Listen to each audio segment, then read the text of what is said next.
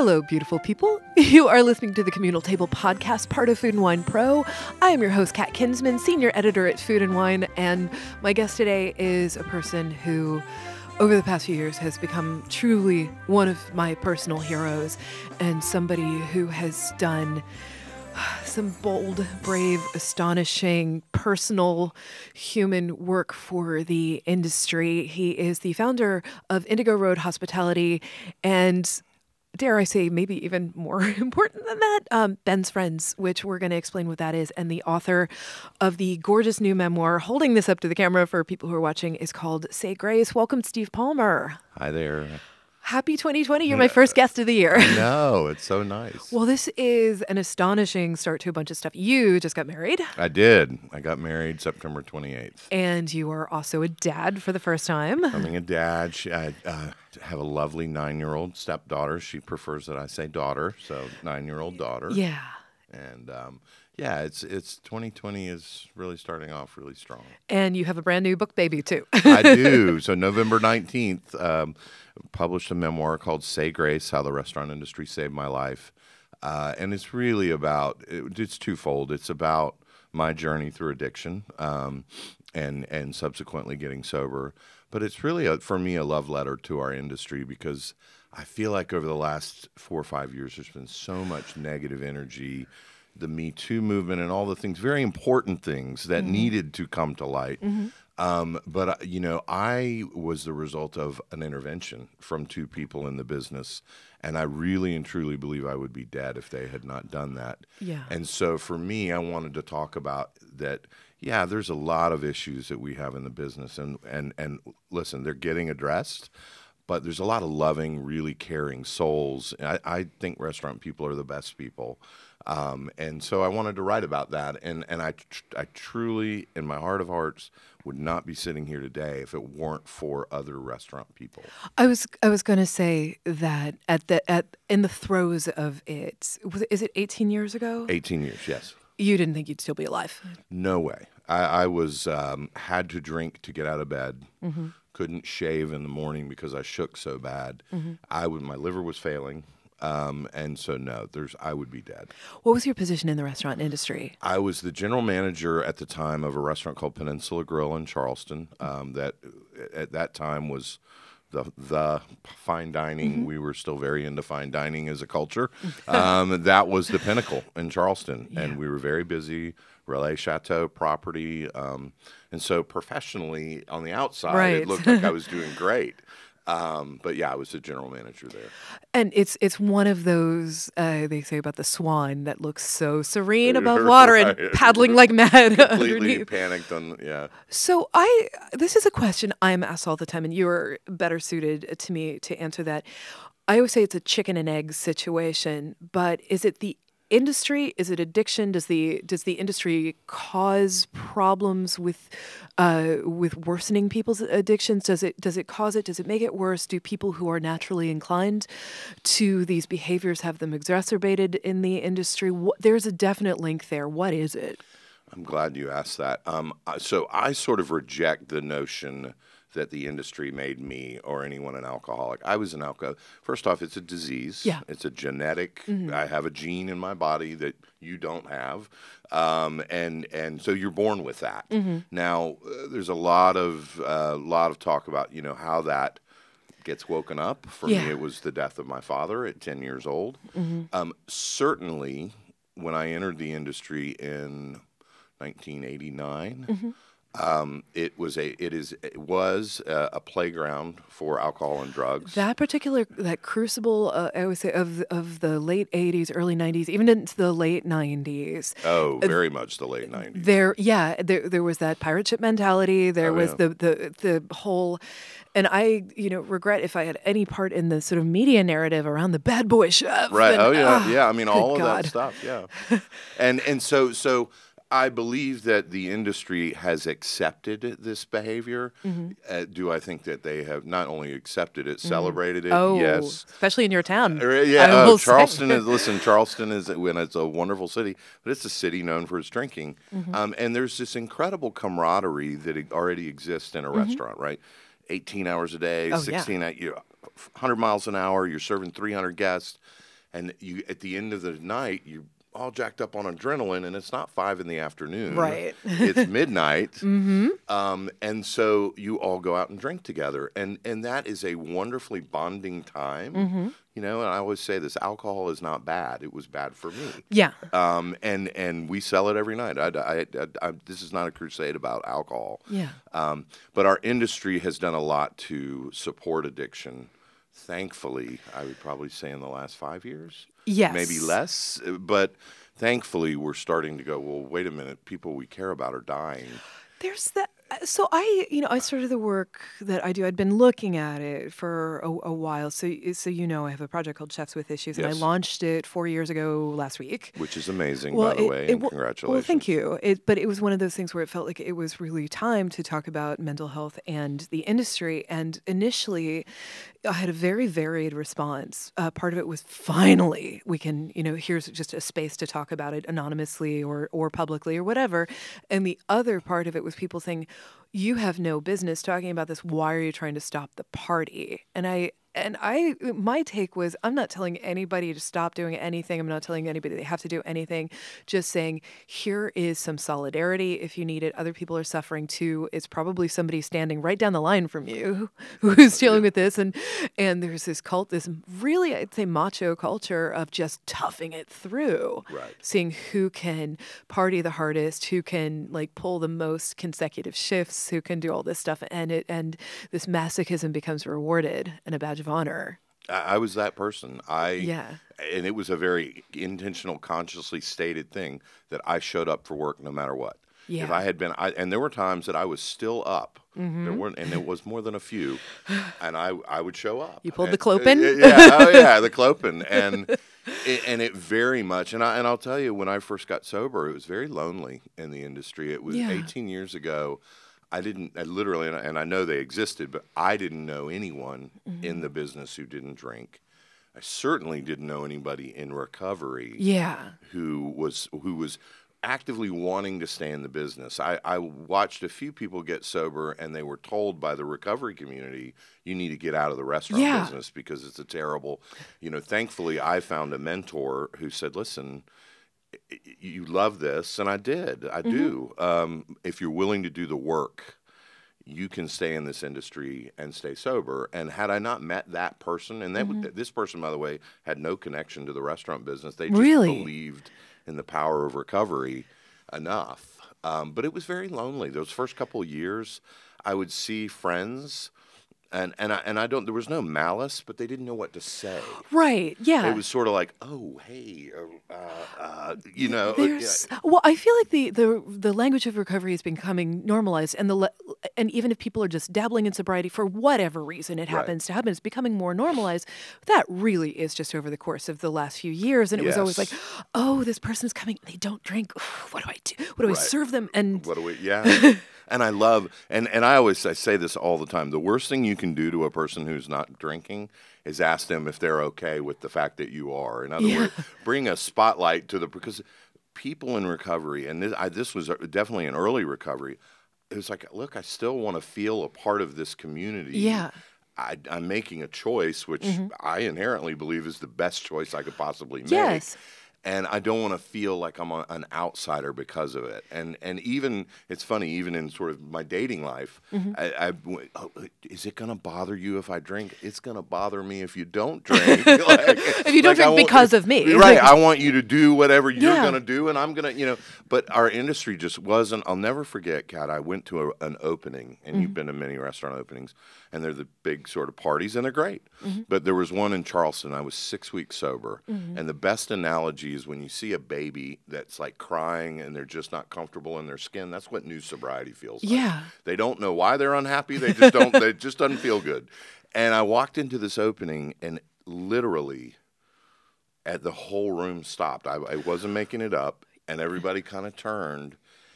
And then they kind of, and again, no one was trying to be unkind. They just didn't, sober in the restaurant business. What is that? Right. And I wonder if that is because people think, oh, God, does that mean I have to, or it makes them take a critical look at their own consumption, and that's uncomfortable for a lot of people. Right. The best man in my first marriage, he called me and said, "This has all been overblown. You are not an alcoholic. You just need to stop doing cocaine.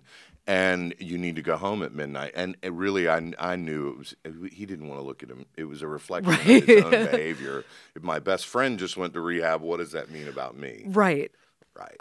So you actually, I don't know if you're aware of this or not, but you played a really significant role in something that I got to do. I was talking with the organizers of the Atlanta Food and Wine Festival, and like amazing people. Dominique Love, I'm not sure what her role is still with it, but she really paid so much attention to the care and well-being of the people who actually participated in Atlanta Food and Wine Festival, which I've gone to for years.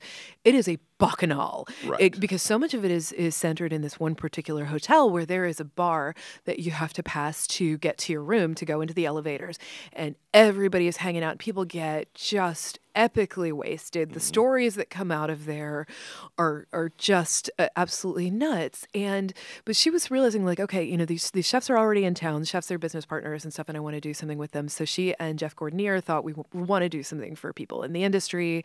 So they started planning, should we do something for that? And then they got me involved, and I sort of said, like, you know what? Yeah, I'd love to, because I do this mental health work, but also just something that's been on my mind because I talk to so many chefs about recovery and stuff, that they feel like at these industry events, there isn't kind of a safe and sober space to do this. I remember talking with somebody who was cooking during the James Beard Awards a few years ago, and she was cooking at a party, and she was pretty newly sober, and she was told, you can maybe get a cup and go to the bathroom and get some water. Right. And that was pretty bad. And so, I said, maybe if there's just like a chill out, a sober space or something like that. And they were like, oh, yeah. And they're like, well, Steve Palmer is sober, and but it's funny, he's always sitting there at the bar during this thing. And I thought, I think I know why he's there.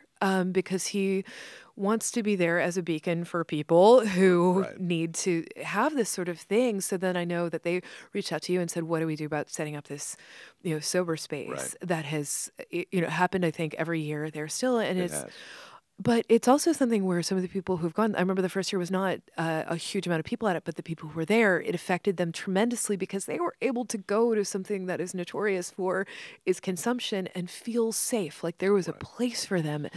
And that was so huge. And it just took the quiet action of you sitting at the end of that bar to sort of put the pieces together.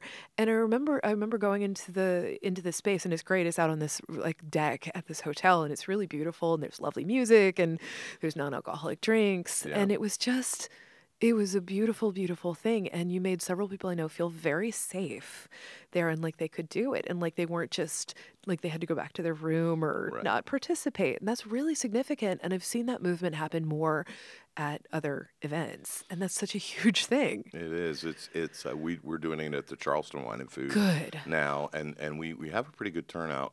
Yeah, it's Scott Crawford and I, who is a sober friend, a chef in Raleigh. He's a magnificent guy. He and Mickey Baskt are great people. Guys, and he and I really talked about, like, we want a social component of the festival. We want to be. But it's scary when you're in new sobriety and you're in our industry, and you're just in these festivals are great, and I love them. They're a lot, even if you're not dealing with new sobriety. Yeah, they're stressful no matter what. It's like this turbocharged 3-day food and wine, and it's great. But we created these spaces in Atlanta and Charleston, and I hope that we'll see more of it. I know we're seeing a lot of sort of during festival wellness events, which I think is great, and yoga and different components. I'd like to still see the sober after party movement keep moving. I know Gabe Rucker is doing a zero proof. He's so great, and they've had those dinners with the West Coast stuff. Right, and they do that at PDX at Feast, that's what it is. It was like him and Andrew Zimmern and a bunch of other sober people. And so I'd like to see that continue, and I just think the more we can, and again, it's not about. I think if you talk to most sober people, it's less about look at me, pat me on the back, and more we just want to feel included. Yeah, we don't want to feel. We don't want to feel on the outside. And I'll say it 100 times. I think when you talk to most sober people, we're not judging people that are drinking. We just don't want to feel like we're not part of the cool kids club, That's- right? You know, I mean, But I've seen also quiet shift with, I remember being at the Beard Awards a couple of years ago, and there was a Charleston chef who, I don't think he's sober, but, you know, everybody has their own particular like journey, but he was ducking out early so he could catch an early morning yoga class and thinking like, wow, I've started to see more people Yes. duck out early so they could go and do something fitness related in the Right. morning. And I think there is this wave of chefs who are coming up in their 40s and 50s and stuff and realizing, oh, my knees are not great. And I see Yes. some of the younger cooks, I don't want them to have to live through what I lived through, because I think there used to be this mentality of, well, I lived through this, so you have to as well. And I Yes, feel like there's been a yes. huge tide turn toward, I lived through this, I don't want that for you. Right. I agree 100%. And I love, you know better than any. We for years now we're talking about how short-staffed the industry is. We need more people that want to work in our business, not less. So we need people going to yoga classes and taking care of themselves so they can have some longevity in the business. You know, we've all seen these big famous chefs sort of announcing they're walking away from restaurants or walking away. They're staying in the food industry on some other level, and I'm always sad when I see that because we need you, but we need those people to be healthy and whole. And an example for the generation behind us that's coming up. So they go, this isn't what your life is going to be. Your life isn't going to be, doesn't have to be 3 DUIs, rehabs, train wreck stuff that I'm one of many. You don't have to go down that road if you don't want to. It's not synonymous with longevity in our business. And I feel like it's turned now to, it used to be like, you know, who was partying hardest at these things. Right. And now people are starting to see that and be like, I think this person is out of control, and having now a little bit more of the language to speak up about it, because we all saw so many of these people flying out of control, and it sort of became a sort of thing like, you know, who's going to talk to them? Are you drummed out of the cool kids club if you do this? Or, you know, what is this? And some of them have since then, God bless, like made recoveries and stuff, and some people died. I mean, frankly, a lot of people have died. Yes. And, you know, and that is, I don't want to see one more of those. And, you know, still seeing, when I launched Chefs with Issues a month later, you know, it was the shortest month of the year. It was February, and there were three suicides like that month, that just ones that I knew about, which means there were a ton more. And, you know, but I feel like I really do feel like there's been some sort of palpable turn, and there've been some very public people. You've been super public. Sean Brock has been super public. And I feel like I can actually say this out loud because he has talked about this in the press. He talked about being in that sober space the first year at Atlanta and saying that was what made him able to actually participate in a festival. You know, he said that in the New York Times, so I'm not like outing him on this. No. And Sean is a friend. He's a good friend. And to see him, so I interviewed him a couple of times on stage recently, and I told him I didn't think he would still be alive to have that conversation, and to see him thrive is such a joy. I mean, and I said to him, his first cooking job was at the restaurant at Peninsula Grill. So when I was part of the intervention, Sean was in the kitchen at that time, and little did we know that we'd both end up sober. I said to him, you know, Sean, at the end, I was really worried, and I saw this sort of celebration of him, and you know, when you get sober, sort of the veil gets removed, and I say this all the time. You could put me in a room with 100 people that are drinking, and I'm not judging, but I'm gonna know the ones that have the problem because the light has gone out in their eyes, and there's a sadness about the way they're conducting themselves. And you know, I remember the Charleston Wine and Food Festival 2016, so 3.5 years ago. 3 opiate overdoses. Can we talk about that for a second? Because I've been trying to, nobody will talk about this. A friend of mine. Nobody wants to. And it's one of those things where I've mentioned it to a few people. People are like, what the hell? There were 3 during the festival. And as I know, Hannah Raskin was trying to track down the story, and nobody would talk to her about it. And a lot of stuff got swept under the rug. I don't know by whom, but the fact that there was a festival and there were 3 deaths. Yes, that weekend, because one of them sadly had been coming to Ben's friends. We were out in the neighborhoods you're not supposed to be in, physically looking for the person. Oh God. One of them was a chef de cuisine and I've heard that their family doesn't want it in the pub, and, so that's I want to always respect all of that. A fine line with this, yeah. But fairly visible restaurant. We all knew this person. 32 years old. So all three of the people that died that weekend were under 35 years old. Oh God.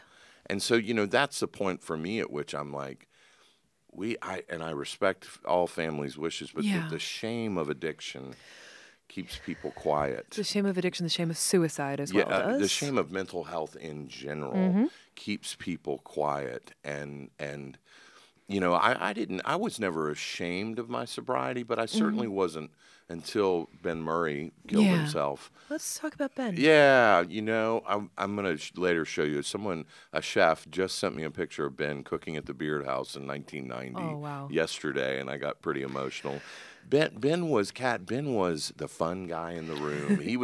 There's depression, suicide. I would have known more. I've known that guy 25 years. Yep. He was Dean Martin in the Rat Pack. He always had a cocktail and a joke and was very witty. Yeah. The sad thing about Ben. So we were opening this restaurant. Ben had come from Atlanta, so we were putting him up in a hotel. There were 3 sober chefs in the kitchen on opening night. Scott Crawford being one of them. That would have done anything in the world if Ben would have. He didn't. All he would have had to say is, "I'm struggling." Yeah. They would have stopped everything they're doing. Tell us what you need, and it was that moment. So when I got the call that he'd shot himself in the hotel room that we were putting him up in, and then I called his mom, and his mom said, "Well, he's been in and out of detox 6 times," and we had no idea. And that suffering in silence, and I think it's a mixture of, at that time, the culture of our business, like, that's weak if you need help, keep partying, keep showing up for work, and I also think it's just probably society at large. It really is, because with just mental health in general, because, I've been really open about the fact that I struggle with, mental health issues. When I am in public, and before I started really talking about this, I thought there was pressure to, no, I have to be really on and cheery and all of this kind of stuff. Right. And, when I finally told people, like, I really struggle with depression and anxiety, and then I found out later ADHD and panic disorder, the people were like, what, you really? Because, I can go and be on camera and be happy and cheery and all this stuff, because you put so much energy into other people's comfort. Like, because you don't want them to have to put any energy into worrying about you, but also you don't want to be thought of as a freak, like you're broken, like you're any of these kind of things. So you might come across as the extra, like, hey, I'm okay, I call it sparkle and tap dancing, because if you're doing that, no one can see what's really happening. That's right. So you had this shock of having to tell Ben's mom. And his 80-year-old mother. Oh, God. How old was he? Ben was 41, 42. Okay. And, I still get emotional. Yeah, it's fine. This is the feelings tent here. I mean, I was at a charity event 2 months ago in Atlanta, unrelated. City of Refuge, a center for battered victim of sexual abuse, and we were helping to raise money, and Ben's brother-in-law was in the audience, and so the gentleman who was leading the fundraiser asked me to come up on stage because I've been a homeless person, and so I spoke, and afterwards. And Kat, I mean, he just walked up. He said, "I'm Ben's brother-in-law," and we just immediately started crying. Oh. And he said to me, the family is still not okay. It's been 3.5 years, and they can't talk about him. They can't, because nobody knew. The mom knew he had been in and out of detox. He would get out. This is so classic. Didn't want to go to meetings. Yeah. Didn't want to. No, I'm good, Mom. I got it this time. And I always say, like, addiction is not something to do alone. Isolation and trying to get sober and isolating because of it is the absolute worst thing you should do. I mean, and so, I mean, this is a guy I've known 25 years. I didn't even know he'd been, I had no idea. And I think about that all the time. Yeah. And so, we started Ben's Friends because of that, because I really was like, we've got to have something where people know it's okay. That's the thing. It takes one other person to say, "Hey, this is going on with me." And I always sort of liken it to, it's a summer evening, and that first firefly starts going, and then another one sort of starts responding, and then all of a sudden, that's a great analogy. well, it's I all of a love sudden that. like the whole sky is lit up with and it's just everybody's calling to each other, and you'd been hiding in the darkness before, but it takes that first one to do that, and that's such a scary thing. It is. So when you say we was starting Ben's Friends, talk about how that came. Mickey Baskt, who's a Charleston What a restaurant. lovely man Yeah, he no, is. Mickey's great.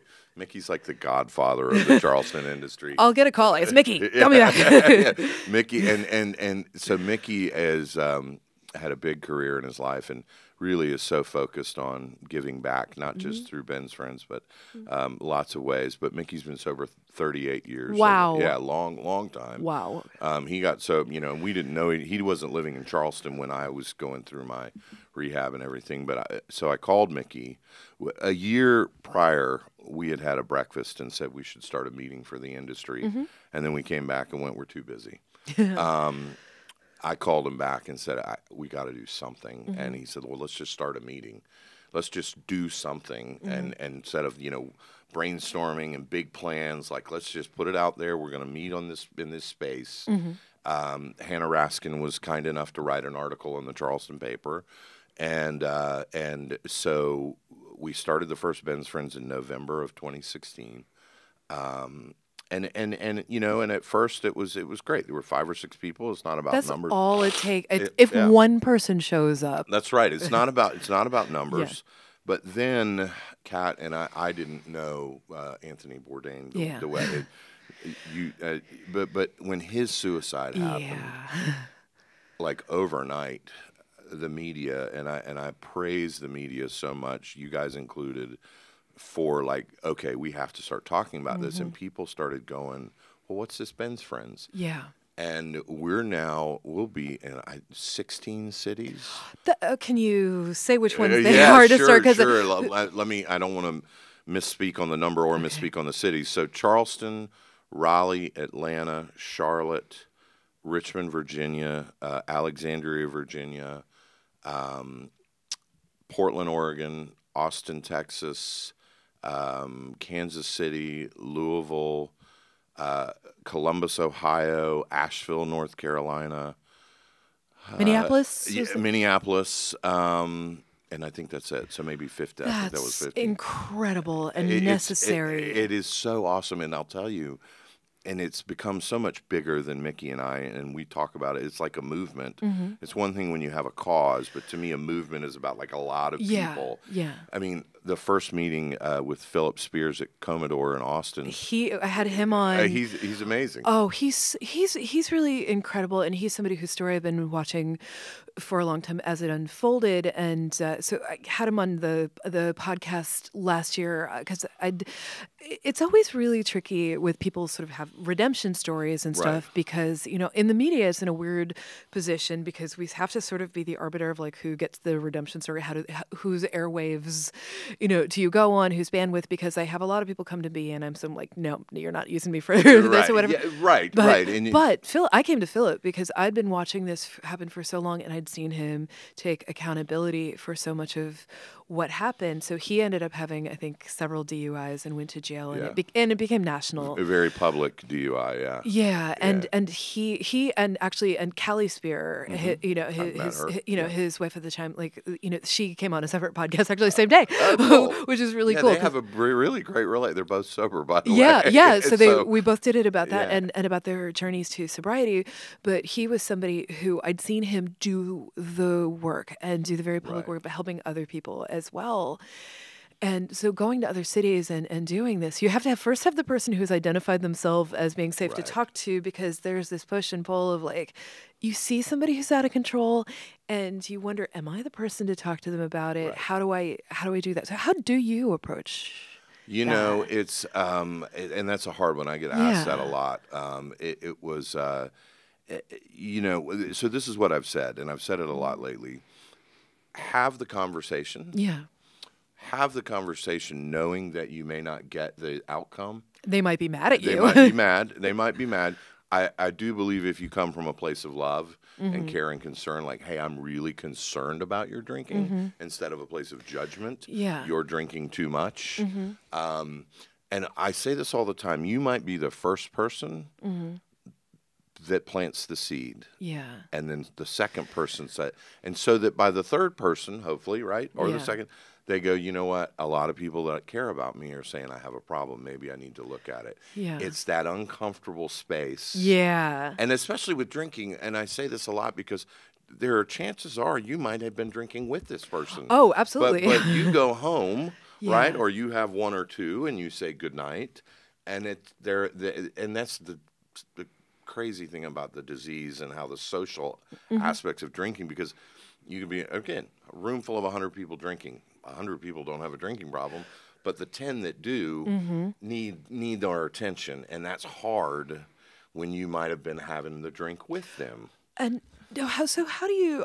I've started realizing I've realized I've gotten good at identifying sort of the people, like maybe not at a huge party, but like at a dinner table, I can tell like sort of what's going on, and out of solidarity, without even like too much conscious thought, I'll just get a seltzer and bitters or something, just so there's one other person without saying anything. And sometimes there was just a funny sort of situation with that where the person didn't tell me, but I kind of knew, and then like later in the meal, he sort of like came forward with that, and it was kind of an interesting thing to do, but it was just like this small act of solidarity where instead of like ordering, and that can be a great gift. Speaking as a sober person, if you're in those, and especially in new sobriety, you literally are relearning everything. Oh, how do you talk to people? How do you airplane and not ordering a Bloody Mary? For me, going on a road trip and not smoking pot. There's all these. It's really like learning to live. Sometimes just that knowing, okay, I'm at this table, but I'm not alone. Can change an entire evening for somebody. Well, I feel like the industry has changed a lot too, without too much fanfare. There are a lot of restaurants that have non-alcoholic options on the menu that are, and the drinks are just as thoughtful. I remember going to Husk after Sean's public sobriety and stuff, and there was a whole section on the menu that was all non-alcoholic stuff. And so for me, there are periods where I don't drink because of gut stuff, medication stuff, where I just, can't because of like various physical problems and stuff. So I am so grateful to have those options, and not just the like standing around with the seltzer and bitters kind of thing. But I feel like there are many, many more options, and it's almost become a kind of trendy thing. Trendy, and I love it. Like I'm blessed and fortunate that I get to travel a lot. And what I love, and this has happened to me in the last 2 weeks. I was just in San Francisco. I say, hey, I'm a non-drinking person. And there's not this weird pause anymore. There's this, we have this great menu. And there's an excitement. And I just want to like stand up and applaud the entire industry and say thank you, because not only, again, feeling included. And by the way, and I say this to other restaurant owners, I'll pay as a sober person, 10, 11, 12, like I'll pay for it. If you make it interesting. So it's a revenue source. It's good business, but I love that they're so much more thoughtful. I was at a restaurant where they brought like a flight of non-alcoholic drinks, and I was blown away. I remember I was at Jose Andres Restaurant A in Las Vegas, and I saw that. Oh God, it's such a fantastic restaurant. This was a few years ago, and I had to get on a plane right after it, and I thought I don't want to be drunk getting on the plane, so I asked like, is there a non-alcoholic pairing? And they got so excited because they're like, no one ever asks for this, but yes. And I was like, I will pay whatever the same thing is as the wine flight. These drinks were phenomenal, and they were really just really thoughtful and stuff. And now there are more of those distilled options that are like seedlip and all those. But it's funny too. Like I see the industry; it's a big boat to turn around, because I was at Tales of the Cocktail. It was a couple of years ago. Luckily, Tales of the Cocktail has done a tremendous amount. Oh, we're launching in New Orleans. That was one of the city, my friend. I know. That sure needs it. But they were doing. They've been really great in the past couple of years under the new leadership under Caroline Rosen Charleston, where they did a lot of wellness programming that is more and more integrated into what is happening. It's happening parallel. It's a building that, it's been for the past few years the New Orleans Athletic Club. I think it's going to be in the main hotel now. Okay. But, it's always sober, but it's always stuff about wellness. And I go there and do like a closed door mental health talk. Like you've been at that before. Yeah, and I've done yes, that kind of thing. I have. And it's just a really thoughtful thing. But there was a great big launch party that one of the big distributors had, that it was entirely sober, and it was weird. And it was so well intentioned, Right. but people were kind of like drinking from flasks and stuff like that. And my take is like there's got to be options for both. Right, Like that's right. So people don't have to feel strange. People kind of didn't know what to do with themselves, and they were kind of making Yeah. fun. But, I mean, it was a great stab at it. Right, yeah. And we're learning. Listen, we're learning how to welcome everybody at the table, and that is going to take some time. And listen, I would rather us be trying and going, no, maybe that wasn't. We tried to do an event with the Giving Kitchen in Atlanta. I love those people. No, they're great. They're so great. We tried to do an afternoon sober event, and we didn't sell any tickets. And we went, okay, all right. So so it is about learning. And I just keep saying the same thing, Kat. It's just about making people feel included. That's all that it really at the core. It's just like, I want that you are my people, and I love this business, and I don't want. That was one of the scariest things. I was sitting in rehab, advanced level SOM, no idea. Like, how am I gonna? I love this business. I don't want to have to leave because I'm an addict and an alcoholic, and to now know that not only did I not have to leave, I love the business more. Yeah. And that's, for me, at the crux of all of this is about everybody feeling included, right? Yeah. Whatever it is, sober, curious. I'm not. Callie's sober. I'm not drinking this week. Dry January. Whatever. Everybody should be included. So let's talk about the steps to getting to that particular place. So, in the Facebook group that I run for Chefs with Issues, there are a lot of instances of people saying, I've realized that I have a problem. I want to try to be sober. I don't know kind of what to do with this. I don't know about 12-step. I want to be, I need I need community. I need something. I need to figure it out. And then it's sort of helping them figure out next steps. So for the most part, I send them to you guys. Yes. And thank you. we'll take them all. Do great stuff. I send them. There's a really amazing Facebook group called Industry and Recovery. Okay. Oh, I need to check that out. Really phenomenal. Really, really active. And it's people being really, really honest about like I backslid last night and people saying like it's okay. Everybody does. We've all been there. Everybody does. Relapse is a part of it. And I send them to A Balanced Glass, which is Beck Hopkins. She's in the wine industry. Oh, cool. And she has really reckoned with, especially people who travel for the business, about how to stay balanced while you're on the road. Because she saw like, okay, we're out there like promoting this product that comes from very passionate people, from the growers, the distributors, the SOMs, all these people. But while they were out on the road and having to deal with clients and stuff, they were just really out of control, and people weren't talking about it, and especially women weren't talking about it because women get left out of this conversation a lot. Yes. Like, so when Amy Scattergood wrote her incredible piece for the LA Times, or it was the LA Times, right? She was talking about the loneliness of being a woman in this particular thing. So we have these people. So what would you say that, we've sort of come up with a protocol for this, but what would we tell people to do if they've had this realization about themselves and they feel like they can't necessarily tell anybody at work, they feel kind of alone, they're reaching out for help online? What should a person like that do where they've come to this reckoning point? I think that, and sobriety now, thankfully, there's a lot of different forms. Yeah. For me, it was sort of like you go to 12 steps, and they saved my life, and so I don't ever want to say anything but they saved my life. I think that being open and being willing to let people care for you, which is so hard. It's harder, and that's so hard in the restaurant industry because you're so like, I am macho tough person. Right, and we care for our guests every single night. I don't care for me. Whoa, that doesn't feel comfortable. But you got to put your own mask on before helping others. That's right. Being open to having conversations, being willing to be vulnerable. There are a lot of avenues to recovery.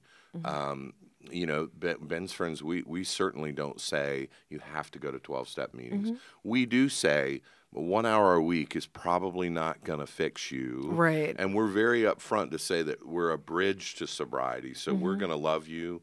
We're going to help you find the other avenues that are going to, but 1 hour a week is not going to fix. Right. It's just not. And sort of lightheartedly, sober people, once you sober them up, we kind of can laugh at ourselves, which is healthy medicine. But we're always sort of like, you didn't drink 1 hour a week, did you? And so 1 hour a week of therapy is probably not going to. I think that people, and I say this all the time, that the fear, Kat, at the end of the drinking has killed more people. That moment of, we call it incomprehensible demoralization. What is that? It's where you realize you can't live with alcohol and you can't live without it. And you can live without it, but it's the story in your head is, well, what will my life be? Oh, God. And think about our industry. Like, well, what will I do? I won't have a social life. I won't be able to date. I won't be able to do the things. How will I live? I have a very dear friend who, he's in a different place now, but a year ago he was telling me, he's like, I didn't realize how boring it would be. Right. And see, but so when people say that, I say, do I look bored? Because I don't feel bored. Yeah. And I say this a lot. I got sober to have more of a life. Okay. Not to have less of a life. I like that. And so I'm doing every single thing: concerts, travel, food and wine events. I'm doing everything I did and more. Because the truth is, if drinking for me were I'm having less of a life, I would probably go drink again, even knowing it would kill me. Yeah. I haven't seen sobriety as less than. I've seen sobriety as all these other doors open for me. If you ask Philip or Gabe, these guys are now running 100-mile runs. Right. And, Seems like a lot of people turned it into fitness. Yeah, fitness is a thing, but there's, like, I that first year of sobriety is definitely transitional and tough, and a lot of, like, I saw a lot of movies by myself on my days off. I'd sit in the movie theater But I really, back to your question about what do you say to people, you've got to be willing to let people help. Because the cool thing about people in recovery, they don't want anything from you except to help. Yeah. Because it helps us. It helps me to work with another alcoholic. Yeah. It's part of the cycle, and then the positive cycle. Let people help because they want to. And you would be shocked at how many people in recovery want nothing more than to see you recover. That asking for help thing, or knowing, because you're convinced you're going to be a burden on somebody, all of those things. All those things. So let's talk about people who can't afford rehab or something like that. So what are the kind of alternatives to that? There are surprisingly, a lot of state and county funded rehabilitation services. There's a lot of outpatient that is a pay-as-you-go. Yeah. With our Ben's Friends chapters, when we launch in a city, we really encourage the chairs of that city get connected to the mental health community. Yeah. Scott in Raleigh has gotten multiple people into inpatient treatment. He's had a lot of exposure to heroin and Ben's Friends Raleigh. Yeah. And those when somebody's physically hooked at something that could kill them while they're withdrawing, we need to get them into a facility at least to get through that danger period, because that's a scary. So that's been the thing that I actually run up against with people who are saying, need help, something like that. And some people who have been through it are saying, like, okay, you need to go to NER, you need to go to something. You need to go check yourself in. But they get really scared about that because they're afraid they're going to be hit with a giant bill, or somehow, very, very bad things will follow if they go down that particular route. And I haven't been through this path myself. I've only, known it anecdotally from other people. So I never quite know what the right thing is to say, because I don't want to imperil anybody. I don't want anybody's financial future messed up. I don't want to.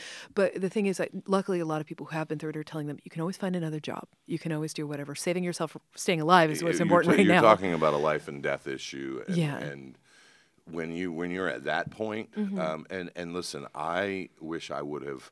Before I went to rehab, I cold turkeyed it for like the last 48 hours. Oh God. And it was sweats curled up in the ball on the floor, Ninja Turtles flying out of the walls, like, and I had recently had a friend in Charleston. This is alcohol now, not drugs. He was a stage 4 alcoholic, which means you're physically addicted. You have to drink to stop. He died. Oh God. He was cold turkey. It was his third attempt, and he was. I'm gonna get sober this time. And he had seizures, and he died. Oh God. Just from withdrawing from alcohol. So there becomes a point at which, like, we'll find you another job. This is about whether you want to live or not. Yeah, staying alive. And as we've both said, we have friends that are dead, and but the help is there, is the message. And call me. Go to bensfriendshope.com. We'll find a facility for you. It may not be, rehab is expensive. Yeah. I went the route, and the owners of my restaurant loaned me the money. Yes. I paid back the $30,000. Yeah. That's not always available, but there are safe places for people. There just are, and I can't name them in every city. Yeah. But I know they exist because the chairs of Ben's friends are telling me about them. Well, because you and I, the thing we're doing after we do this is we're going to the James Beard House and sitting down with other people who are doing stuff in the restaurant community and talking about how to sort of pool our resources and make a Voltron of this kind of stuff. Because what I'm liking right now is like a nationwide map of, like you were saying, the local kind of thing. Right. So, it's identifying people. I do have a network of people who, if somebody is in trouble, there's there's Andrew Zimmer, and there's a few other people who I know will answer the phone in the middle of the night or whatever, who I can, Sean, who I can text, and they say, give this person my number, and I can talk them through the night. And I know that all of you have done that sort of thing, talked to somebody at 3 a.m. And Absolutely. And somebody was there when I needed that. Yeah. And that's what when I talk about the beauty of people in recovery, it's the paying. It's like, there were people that saved my life. Yeah. Wouldn't be on this planet right now if they hadn't taken my call at 3 a.m. So of course I'll take the call at 3 a.m. And I mean, the help is there. If you want the help is there. And I just, it's like, just come on, just walk through the door, and this life that you couldn't possibly have imagined awaits. And so you've done also some stuff structurally at your restaurant group that are like separate from recovery, but trying to make it something for longevity for people. So let's talk about homeownership and all of that. This is so cool because I want, people who listen to this, a lot of them are in the industry and they want to do better and they come to a point where they like, I want to do these things for my employees. I just don't know how to start, or I don't have the money for it. Let's talk about some of the things that you have done for the education and longevity of your employees. Sure. So I just keep saying, like, we need to figure out how to have healthier, whole employees. There's articles every week about wages, about short-staffed, there's all of the complex issues that we're all trying to reconcile. We decided that I was walking through the McIntosh one day. I love that restaurant it's a great so restaurant. much. It's 8 years old. I like, watching restaurants get older and age gracefully. It's very attractive to me. Yeah. And a server, I was walking through the restaurant and I heard her say, well, my mortgage is the same as the rent I'm currently paying. I just can't come up with the down payment. And I thought, well, okay, well, how much could that be? And so I went to my 2 investment partners and I said, I'd like to put a finite amount of money. So to those people that are, don't have, we're a big restaurant group, but it's not like there's this open-ended. And we said, okay, we're going to put X amount of dollars in a pot. And if you've worked with us for 2 years or longer, we will give you the down payment for your home. We'll make no money on it. It's interest-free for 3 years. Wow. But realize it's a finite amount. So your friend can't borrow that money until you pay it back, right? So it's not open-ended. Once all the money is loaned out, we have to wait till the money comes back. And my HR director was like, Steve, people are gonna default on these loans. This is a bad idea. We've helped 8 people now buy homes. Wow. No one has defaulted. It might be more than that. I don't know the exact number, but That's so cool. we've helped people buy homes. No one's defaulted on their loans. And it just created this space, and people, I have spouses of employees, people that don't even work for the company, come up to me and say, we own a home because of, not me, Steve Palmer, because the Indigo Road is much bigger than me, but because of the company, we now own a home. And I'm like, I mean, you talk about purpose beyond opening restaurants and making money, which we need to do, I want to do, but there's nothing that'll fill your tank like that moment. And I bet that employee never quits too. Right. I mean, suddenly we're all talking about retention, right? Because I don't think 1 million more people tomorrow are going to wake up and want to work in the business. I think gradually, hopefully, we'll become, as we become more professional and there's more of a career. And I just think we have to hold on to the people. And it's not any operator that's honest. The answer is not always, well, I'll just pay more. Because the truth is we can't all, restaurant margins are pretty small, and the rent isn't going down, and the food costs aren't going down. So we can't always just say, well, we'll just pay people more. That kind of, to me, it's like, well, okay, can we have a deeper conversation? What if I can't do that? What can I do? We've said, okay, if you want to go to culinary school, we'll match your tuition. Wow. Up to $10,000. If you want to go to restaurant management, hospitality management, we'll match your. So those are little things that we can do, but they're also sort of our love language to our employees that says, hey, we care about you. We are a business. I had to borrow millions of dollars to open this restaurant. The business has to work. Yeah. But once that business is working, then let's find out ways to make your life better while you're at work. And how has that affected employee retention? It's our retention is way up. So it's really cool. And it's just and it's not only when your employees know, like, I really do care. I may not be able to change. I may not be able to double your income tomorrow because economically the restaurant would close. But I do care about you, and I want you to know that, and here are the ways that I can demonstrate that to you. It changes the way people feel about working in a restaurant, I believe. And it can be small. It doesn't have to be big things. In our office, in our accounting office, we have several single women, single mothers, not single women, single mothers, and they can work from home if they need to. Oh, wow, if that's huge. If there's childcare issues, go home, be with your child. We have and that costs us nothing. Yeah.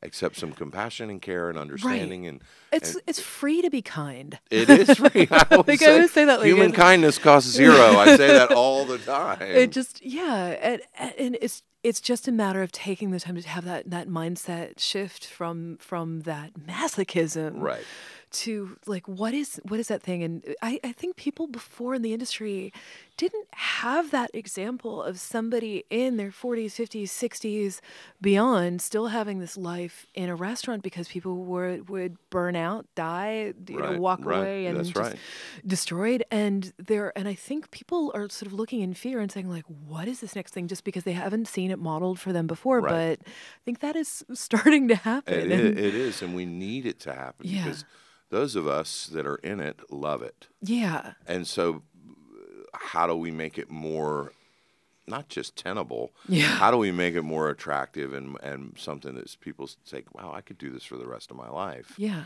Instead of, well, I'm kind of stuck here.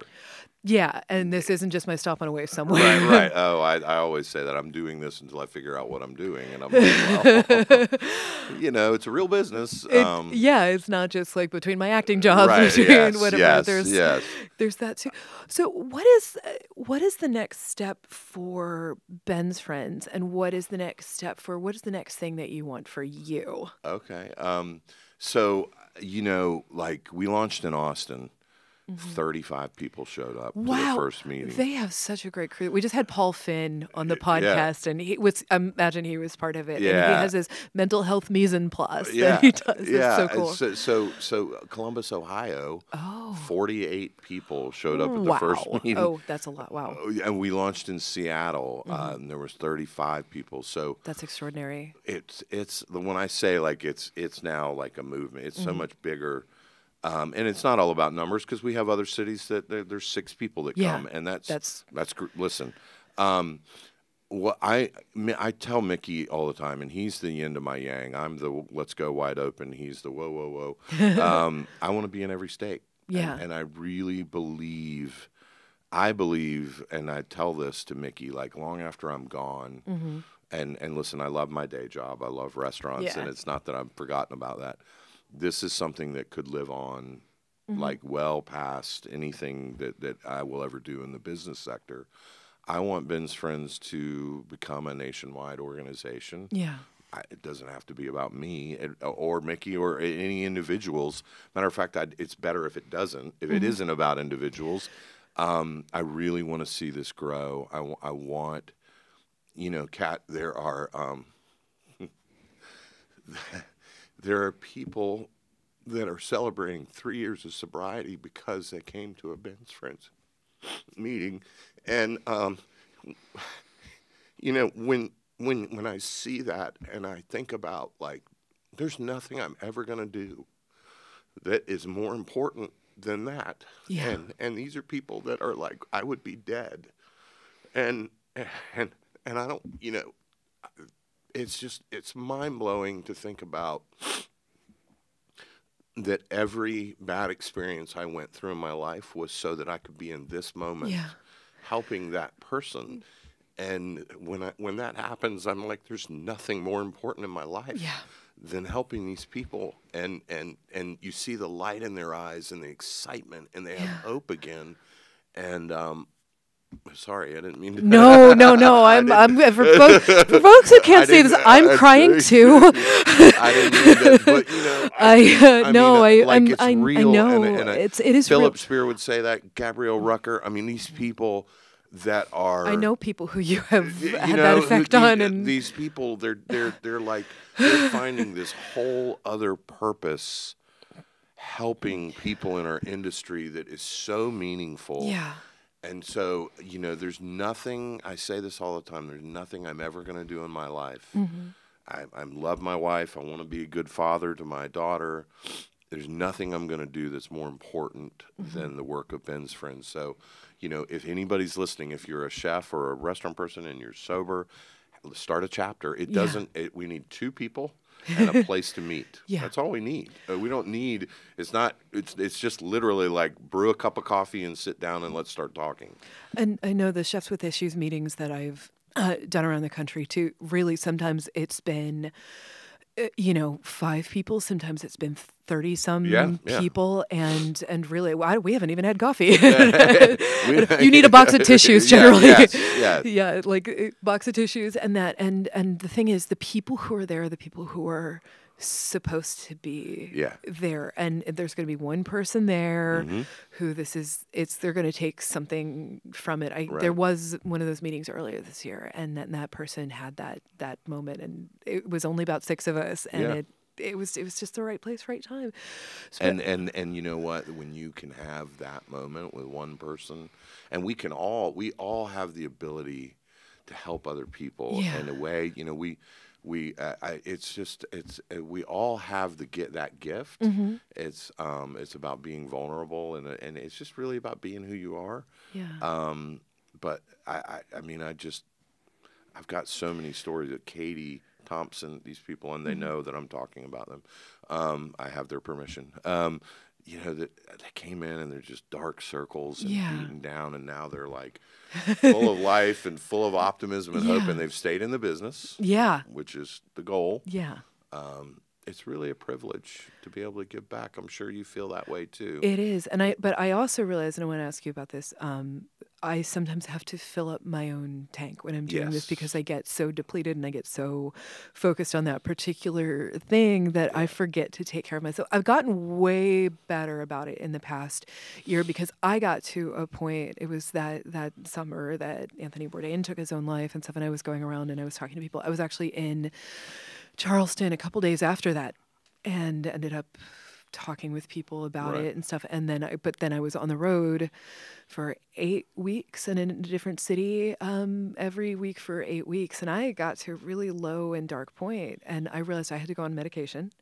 And I really had to take my mental health like seriously because I'd been off medication for like 11 years, and I, got a new diagnosis, and was able to medicate sort of for that. And then in the past year, I've started a few other things, including meditation, which I did this morning, which I did last night, and I just use Headspace, the app, because I always thought, I use Calm. I have that one too. Yeah. It's amazing. Yeah, because I realized like this app-based stuff works really well for me, and I know too. and I know also for a lot of sober people that there are like apps that help you track your sobriety. Because we were both in Aspen when Andrew Zimmerman hit his 10,000th day sober and stuff. And I downloaded the app because of Andrew.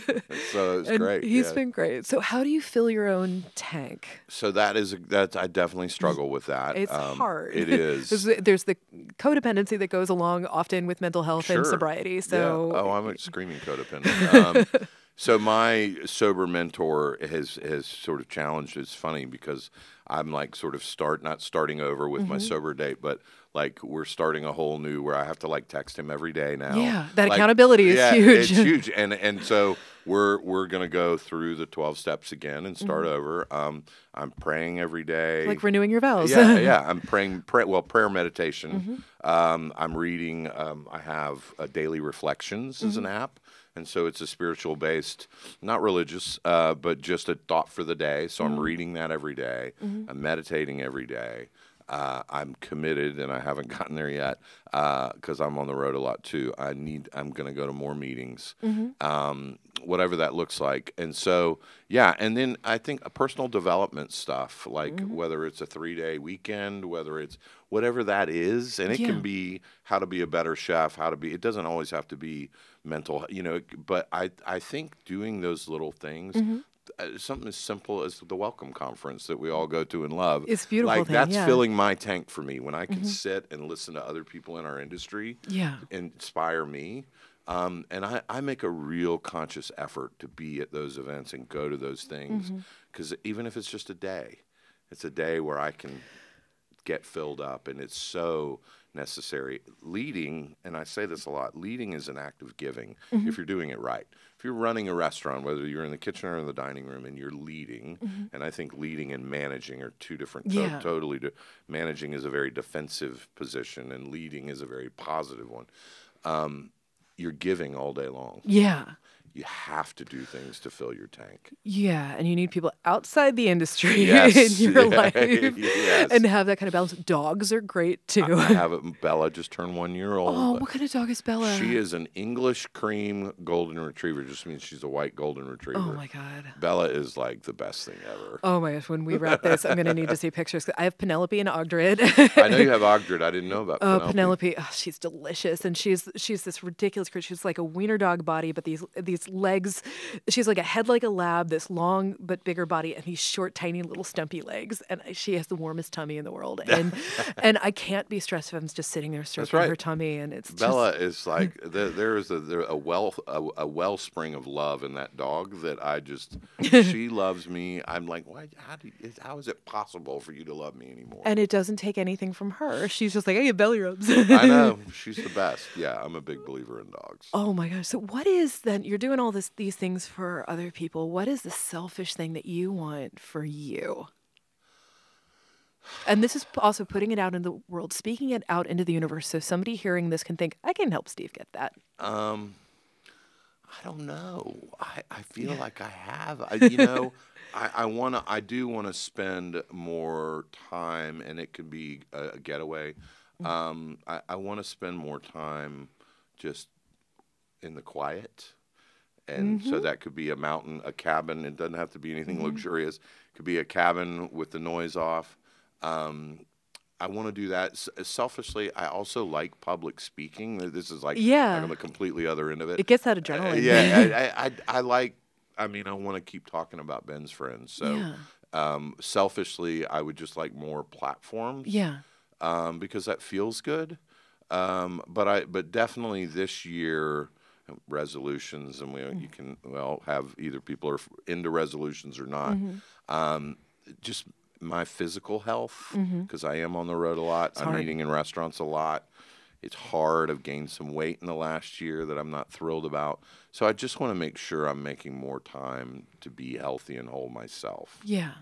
So anybody who can help Steve with Yeah, I mean, here for it. yeah. And and you've chronicled so much of this so beautifully in your book. And, Thank you. And now I have some questions that I ask everybody. Okay. Have you ever cried in the walk-in? Yes. Okay, talk about it. The owner of a particular restaurant, it was Friday night in Charleston. I'm not going to say who. 15 minutes before we opened, it was Memorial Day weekend, which is also the Spoleto Performing Arts Festival. Oh, that's a big one, So yeah. it's a big weekend in Charleston. And he pulled me in the walk-in and said, "You need to get off your dead ass and start working." And I was 2 years. I wasn't too. I was fairly new into sobriety, and it really kind of broke me. Yeah. And it was a restaurant that I had poured my heart and soul into, and so I went in the walk-in and just started, and I gave my notice the next day. Yeah. Oh, good. Okay. Ironically, I was like, you know what? I'm not passionate about this restaurant anymore, so I left. So yes, I've cried in the walk-in. Oh, good. What is the hardest job in a restaurant? Dishwasher. Okay, tell me why. It's the thankless job.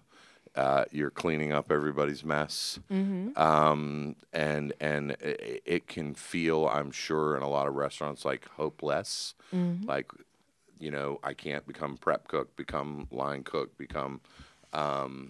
It's just a thankless job. It's a low-paying job. Retention rates are not great. I can imagine, yes. Probably the worst if you got a statistic on it. Probably the worst position in the restaurant. But yeah, dishwasher. Yeah. It's funny when I ask that question, that or host tends to come up a lot. Yeah, one or the other. That is a really rough one. What's your comfort food? Ice cream, salted caramel. Good Lord. Is it a particular one? Jenny's is pretty good. Jenny's is Jenny's so is good. pretty good. Yeah, I would say Jenny's salty caramel is pretty much. I'm happy when I'm got a pint. Are you straight from the pint? Straight from the pint. I'm not ashamed. Never be ashamed. I am not ashamed. So, what is the last meal that you had that made you emotional? What is the last meal that I had that made me emotional? Let's see. I was just in San Francisco. Maybe State Bird Provisions. Stuart came. That we were there a week ago. And this is going to sound crazy because it's one spectrum to the next. So the night before, we ate at Aquarello, which is a 30-year-old restaurant in San Francisco, 2-star Michelin, which I'm not that style of dining. Yeah. The food was beautiful, and it was amazing, and the servers were passionate. His Italian accent helped. My wife especially loved the Italian accent. Don't you love saying my wife? Yeah, I do love saying my wife. I never thought it's been really fun watching you on Instagram be a newly married guy. I am such that guy. I love my wife I so think much. that's so wonderful. She's so good. So those two totally ends of the spectrum, but both of them, the joy in which both staffs at State Bird and at Aquarello, yeah. The joy with both staffs, they just love their job. And, State Bird is like 8 or 9 years old, and you still can't get in the place.